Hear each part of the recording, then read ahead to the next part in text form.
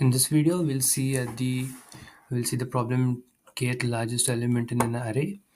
So we are given a array and we need to return the kth largest element. So in this case, if k is equal to 2, we need to return 5 since this is 1, 2, 3, 4, 5, 6, and the second largest element is going to be 5. And then they have said, can you solve it without sorting the nums array, right? So in this case, if we do, the fourth largest element is going to be 4 if we sort this and then we visualize it. So let's see how what is the logic behind this and how it works if it is sorted. So this is the input, and if I sort it, it's going to be 1, 2, 3, 4, 5, 6, and we need to return the kth largest element. In this case it is 5, so which is nothing but I return n minus k plus 1 element. That the element at that position is what I return, but then I'm sorting this, right? So, and that told us not to sort it. So which type of data structure is something that would help us get this without sorting is what we need to think first. So it's actually heap. So we need to create a min heap and then use that to return the element. So let's understand it first. So interestingly, what we can do is, rather than doing all of this and sorting, what if we keep the k elements in an array, right? So in this case, if I keep two elements, the two largest elements here, right? This if I have an array of like something like this, right? So what is the element that I'm going to return from this array? If this is the array that I create, right? Like of k largest elements.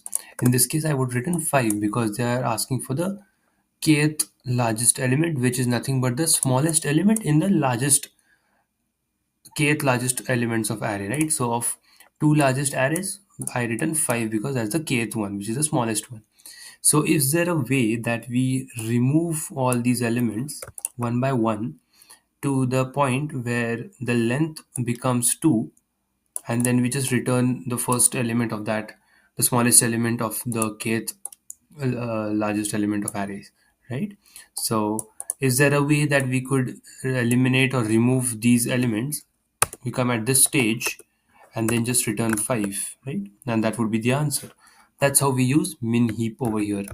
So how we use it: when we create a minimum heap and we try to pop it, we pop the element which is the smallest one because it's a min heap, right? So even if we are given an array which is something like this 3, 2, 1, and I do a minimum heap, I create a minimum heap out of this, and I do a pop, it's always going to pop the first element, which is the element 1, which is the smallest element in the array, right?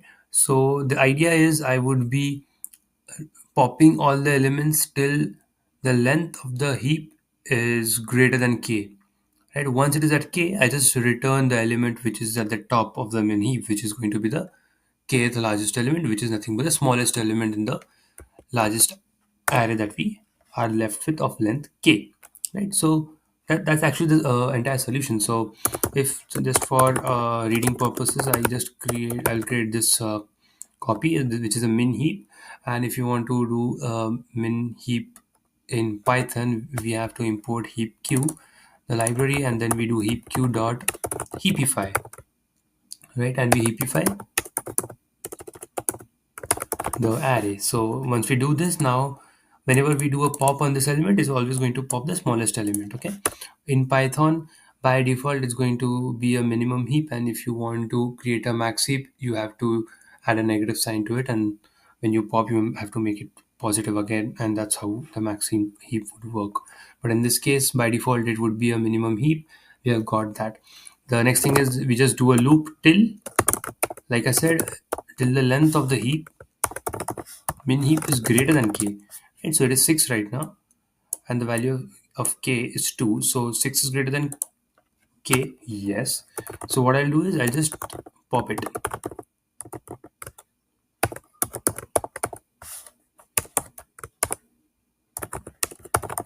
That's it. So what I'm doing is 6 greater than k, yes, I pop it. Is 5 greater than k, yes it is, I'll pop it. So I'll pop 1, then I'll pop 2, then I'll pop 3, then I'll pop 4. Now when I pop it, the length is going to be 2.